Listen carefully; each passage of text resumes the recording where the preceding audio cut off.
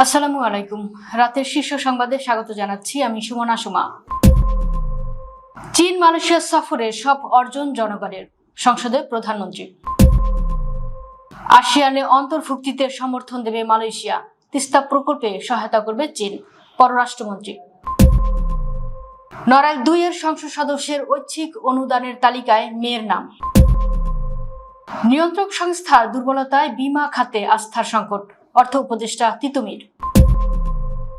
৮,০০০ শ্রমিকের কাজে যোগদানের বিষয়ে মালয়েশিয়ার প্রধানমন্ত্রীর আশ্বাস।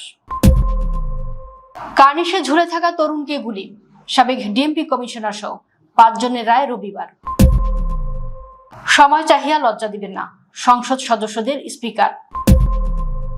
বাংলাদেশের জন্য বিশ্ব ব্যাংকের $১১০ কোটি জরুরি ঋণ সহায়তা অনুমোদন। বিয়েতে ১০০ জনের বেশি অতিথি হলে ট্যাক্স প্রস্তাব বিএনপি সংসদ সদস্যের। স্বরাষ্ট্রমন্ত্রীর এলাকার আশপাশ দিয়ে মাদকের বড় চালান আসে, সংসদে গয়েশ্বর। হুমকিতে চুক্তি, হরমুজে তেলবাহী ট্যাঙ্কারে হামলা। ঘরে গোমাংস রান্নার অভিযোগ, ভারতের জেল হাজতে ৩ মুসলিম নারী। গাজা ইস্যুতে মোদী সরকারের নীরবতায় সোনিয়া গান্ধীর কড়া সমালোচনা। শুনছিলেন শিরোনাম, এবার বিস্তারিত। মালয়েশিয়া ও চীন সফরের সাফল্য নিয়ে জাতীয় সংসদে সর্বসম্মতভাবে ধন্যবাদ প্রস্তাব গৃহীত হয়েছে। এজন্য বিরোধী দলীয় নেতা সহ সব সদস্যকে ধন্যবাদ জানিয়েছেন প্রধানমন্ত্রী তারেক রহমান। শনিবার দুপুরে সংসদের বাজেট অধিবেশনে প্রথম পর্ব শেষ সময়ে দাঁড়িয়ে এই ধন্যবাদ জানান প্রধানমন্ত্রী। এ সময় অধিবেশনের সভাপতিত্ব করছিলেন স্পিকার হাফিজউদ্দিন আহমদ। তিনি প্রধানমন্ত্রীর অনুপস্থিতিতে তার বিদেশ সফরের বিষয়ে ধন্যবাদ প্রস্তাব গৃহীত হওয়ার বিষয়টি তুলে ধরেন। এ সময় প্রধানমন্ত্রী তারেক রহমান বলেন, দেশের মানুষ আমাদের দায়িত্ব দিয়েছে বাংলাদেশের স্বার্থ দেখার জন্য। আমাদের স্লোগান হচ্ছে বাংলাদেশ ফার্স্ট বা সবার আগে বাংলাদেশ। এজন্য আমার সফরে দেশের স্বার্থ নিয়েই কথা বলেছি। এখানে কারো কোনো ব্যক্তিগত বিষয় নেই। তাই এই সফরে কোনো অর্জন হয়ে থাকলে তা দেশের অর্জন, দেশের মানুষের অর্জন। পররাষ্ট্রমন্ত্রী ডক্টর খলিলুর রহমান বলেছেন, দক্ষিণ পূর্ব এশিয়ার আঞ্চলিক জোট আসিয়ানে বাংলাদেশ অন্তর্ভুক্ত হতে চাইলে সমর্থন দেবে মালয়েশিয়া। একই সঙ্গে তিস্তা প্রকল্পে সর্বোচ্চ সহায়তা করবে চীন। সম্ভাব্যতা যাচাইয়ের প্রক্রিয়া ত্বরান্বিত করতে একমত দুই দেশ। শনিবার বিকেলে প্রধানমন্ত্রী তারেক রহমানের মালয়েশিয়া ও চীন সফর নিয়ে পররাষ্ট্র মন্ত্রণালয়ে এক ব্রিফিংয়ে তিনি এসব কথা বলেন। পররাষ্ট্রমন্ত্রী বলেন, অন্তর্বর্তী সরকারের সময় সাবেক প্রধান উপদেষ্টার চীন সফরের চেয়েও প্রধানমন্ত্রীর চীন সফর অনেক বেশি ফলপ্রসূ। কারণ অন্তর্বর্তী সরকারের মেয়াদ ছিল খুবই কম, আর বিএনপির নির্বাচিত সরকারের সঙ্গে দীর্ঘমেয়াদী অংশীদারিত্ব গড়ে উঠেছে। বিগত বছরের সফরের যেগুলো স্বপ্ন ছিল সেগুলো বাস্তবায়ন বড় আকারে এই সরকারের সফরের মাধ্যমে সামনে এসেছে। তিনি আরো বলেন, রোহিঙ্গা সমস্যা নিরসনে চীন শক্তিশালী সহযোগিতার প্রতিশ্রুতি দিয়েছে। রোহিঙ্গা সমস্যার আগে দুইবারই বিএনপি সমাধান করেছে, এবারও এই সমস্যা বিএনপি সরকারই সমাধান করবে। নড়াইল ২ আসনের সংসদ সদস্য ও জামায়াত নেতা আতাউর রহমান বাচ্চুর ঐচ্ছিক তহবিল থেকে অনুদান মঞ্জুরির তালিকায় নিজের মেয়ের নামও আছে বলে জানা গেছে। তবে সংসদ সদস্য বলছেন, তার ব্যক্তিগত সহকারী প্রাথমিক তালিকাটি করে জমা দিয়েছেন, তার পক্ষে তালিকাটি দেখার সুযোগ হয়নি। অনুদান মঞ্জুর করে জাতীয় সংসদ সচিবালয় থেকে 18 জুন ইস্যু করা সেই পত্রের ছবি সামাজিক যোগাযোগ মাধ্যমে ছড়িয়ে পড়ায় ব্যাপক আলোচনা সমালোচনা তৈরি হয়েছে। পত্রটির বরাতে জানা যায়, সংসদ সদস্য মোহাম্মদ আতাউর রহমানের অনুকূলে নিজের কর্তৃত্বে বন্টনের জন্য 2025-26 অর্থ বছরে ঐচ্ছিক তহবিলের জন্য 1,83,500 টাকা বরাদ্দ পেয়েছেন। দেশের বীমা খাতে সাধারণ মানুষের আস্থার সংকটের পেছনে নিয়ন্ত্রক সংস্থার দুর্বলতাকে দায়ী করেছেন প্রধানমন্ত্রীর অর্থ ও পরিকল্পনা উপদেষ্টা ডক্টর রাশেদ আল মাহমুদ তিতুমির। তিনি বলেন, বীমা খাতে ন্যায্যতা ও গ্রাহকের অধিকার নিশ্চিত করার দায়িত্ব নিয়ন্ত্রক সংস্থার হলেও দীর্ঘদিন সেই ভূমিকা পালন করা হয়নি। ফলে এই খাতে জবাবদিহির বড় ধরনের ঘাটতি তৈরি হয়েছে। শনিবার রাজধানীর একটি হোটেলে ইন্স্যুরেন্স রিপোর্টার্স ফোরাম আয়োজিত বীমা খাতের চ্যালেঞ্জ, সম্ভাবনা ও করণীয় শীর্ষক এক সেমিনারে অর্থ উপদেষ্টা এসব কথা বলেন। অনিয়মিত শ্রমিকদের বৈধকরণ বিষয়গুলো, বিশেষ করে ৮,০০০ শ্রমিকের কর্মে যোগদানের বিষয়টি মালয়েশিয়ার প্রধানমন্ত্রী আনোয়ার ইব্রাহিম আশ্বাস দিয়েছেন।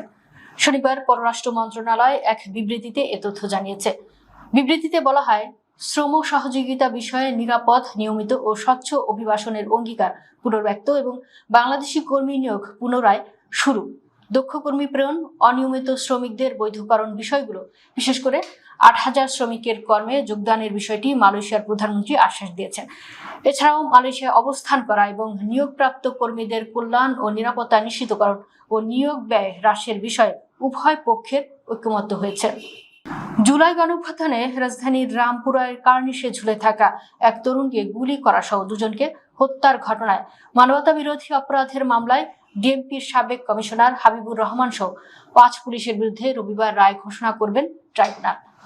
রায়ের এই কার্যক্রম বাংলাদেশ টেলিভিশন বিটিভি সরাসরি সম্প্রচার হবে। শনিবার প্রসিকিউটর গাজী MH তামিম গণমাধ্যমকে এ তথ্য জানান। এই মামলায় চঞ্চল চন্দ্র সরকার ছাড়া অন্য 4 আসামি পলাতক রয়েছেন। তারা হলেন ডিএমপির সাবেক কমিশনার হাবিবুর রহমান, খিলগাঁও জোনের সাবেক এডিসি মোহাম্মদ রাশিদুল ইসলাম, রামপুরা থানার সাবেক ওসি মোহাম্মদ মশিউর রহমান এবং রামপুরা থানার সাবেক SI তারিকুল ইসলাম ভূঁইয়া। জাতীয় সংসদে 2026-27 অর্থ বছরের প্রস্তাবিত বাজেটের সাধারণ আলোচনা শুরুর আগে সংসদ সদস্যদের নির্ধারিত সময়ের মধ্যে বক্তব্য শেষ করার নির্দেশ দিয়েছেন স্পিকার হাফিজউদ্দিন আহমদ।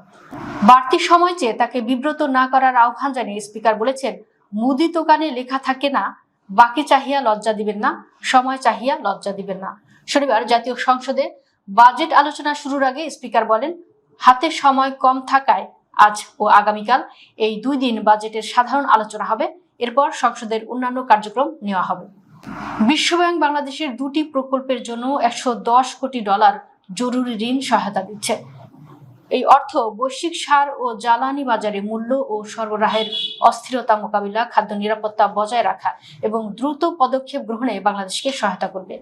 শুক্রবার এই অর্থায়নের অনুমোদন দেয় দাতা সংস্থাটি। বিশ্বব্যাংকের ঢাকা কার্যালয় থেকে পাঠানো এক বিজ্ঞপ্তিতে এ তথ্য জানানো হয়েছে। বিশ্বব্যাংকের বাংলাদেশ ও ভুটান বিভাগের পরিচালক জিয়াপেসোম বলেন, মধ্যপ্রাচ্যের সংঘাতের কারণে সৃষ্ট খাদ্য, সার ও জ্বালানির ক্রমবর্ধমান মূল্য এবং সেই সঙ্গে আর্থিক সংকটের কারণে বাংলাদেশের অর্থনীতিতে গভীর প্রভাব পড়েছে। এতে সবচেয়ে ক্ষতিগ্রস্ত হয়েছে ক্ষুদ্র কৃষক এবং দরিদ্র ও ঝুঁকিপূর্ণ জনগোষ্ঠী। সামাজিক অনুষ্ঠানে বিপুল অর্থের অপচয় রোধ করতে বিদেশের মতো বাংলাদেশেও কঠোর অতিথি নিয়ন্ত্রণ আইন চালুর প্রস্তাব করেছেন লক্ষ্মীপুর 1 আসনের সংসদ সদস্য ও বিএনপি নেতা মোহাম্মদ শাহাদাত হোসেন। শুক্রবার রাজধানীর সেগুন বাগিচায় ঢাকা রিপোর্টার্স ইউনিটিতে আয়োজিত জাতীয় বাজেট 2026-27 শীর্ষক এক বিশেষ আলোচনা সভায় তিনি এ দাবি জানান। সংসদ সদস্য বলেন, দেশের বিভিন্ন সামাজিক অনুষ্ঠানে, বিশেষ করে বিয়ে শাদীতে বিত্তশালীদের অর্থের জঘন্য অপচয় দেখা যায়। অনেক সময় দেখা যায় গায়ে হলুদের কোরিওগ্রাফি বা নাচের বিশেষ প্রশিক্ষণের জন্য দীর্ঘ 1 মাস পর্যন্ত তরুণীরা ট্রেনিং নিয়ে থাকে এবং এসব অলস বিনোদনে ব্যাপকভাবে অর্থ ব্যয় করা হয়। মোহাম্মদ শাহাদাত হোসেন বলেন, বিয়ের অনুষ্ঠানে নাচ গানের মহড়ায় হাজার হাজার মানুষ এসে সেখানে অংশগ্রহণ করে এবং তারা যা খাবার গ্রহণ করে তার অর্ধেকেরও বেশি শেষ পর্যন্ত অপচয় হয়। এই অনাকাঙ্ক্ষিত সামাজিক অপচয়টিকে যে কোনো মূল্যে অবিলম্বে বন্ধ করার প্রয়োজনীয়তা তুলে ধরেন তিনি। দেশের মাদকের সবচেয়ে বড় চালান স্বরাষ্ট্রমন্ত্রীর এলাকার আশেপাশে দিয়ে আসে বলে মন্তব্য করেছেন ঢাকা 3 আসনের সংসদ সদস্য ও বিএনপির স্থায়ী কমিটির সদস্য গয়েশ্বর চন্দ্র রায়। তিনি বলেছেন, আগে শুনতাম বদি, এখন তো বদি নাই, বদি তো ভয় পেয়ে গেছে গা। এখন ওখানকার দায়িত্বটা কে নিয়েছে? বাড়ির আশেপাশের লোক স্বরাষ্ট্রমন্ত্রীর তো চেনার কথা। এতদিনে ওই দিক দিয়ে মাদক আসা বন্ধ হওয়া উচিত ছিল। আইন দিয়ে কোনো কিছু হয় না। আইন কার্যকর করতে সাহস লাগে, সৎ সাহস লাগে এবং ইচ্ছা লাগে। শনিবার জাতীয় সংসদে 2026-27 অর্থ বছরের প্রস্তাবিত বাজেটের উপর সাধারণ আলোচনায় অংশ নিয়ে গয়েশ্বর চন্দ্র রায় এসব কথা বলেন। উল্লেখ্য, আলোচিত সাবেক সংসদ সদস্য আব্দুর রহমান বদি বর্তমানে কারাগারে বন্দী আছেন। যুক্তরাষ্ট্র ও ইরানের মধ্যে পাল্টাপাল্টি হামলার পর কৌশলগতভাবে গুরুত্বপূর্ণ হরমুজ প্রণালীতে একটি তেলবাহী ট্যাঙ্কারে হামলার ঘটনা ঘটেছে। হামলার পর জাহাজের সব নাবিক নিরাপদ থাকলেও ঘটনাটি নিয়ে নতুন করে উদ্বেগ তৈরি হয়েছে। ব্রিটিশ সামুদ্রিক বাণিজ্য বিষয়ক সংস্থা UKMTO শনিবার জানায়, অজ্ঞাত একটি বস্তু ট্যাঙ্কারটিতে আঘাত হানে।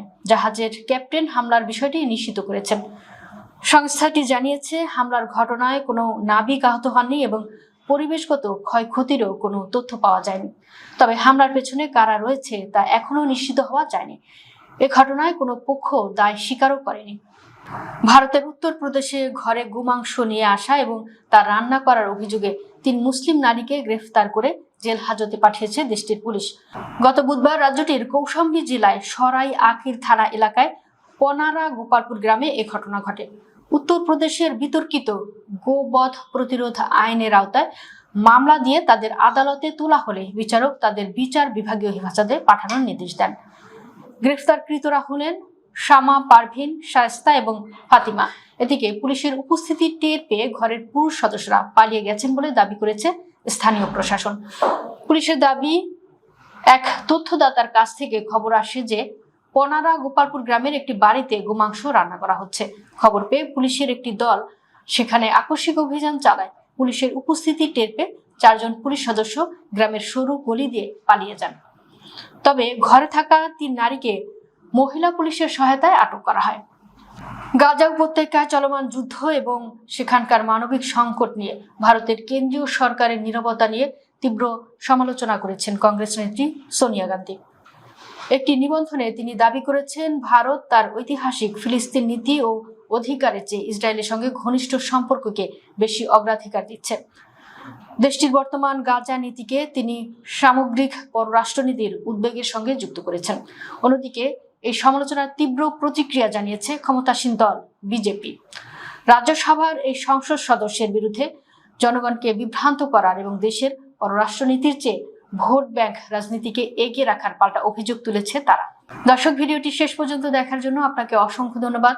নিত্য নতুন ভিডিও পেতে আমাদের ইউটিউব চ্যানেলটি সাবস্ক্রাইব করুন এবং নিয়মিত নোটিফিকেশন পেতে বেল বাটনটি ক্লিক করুন।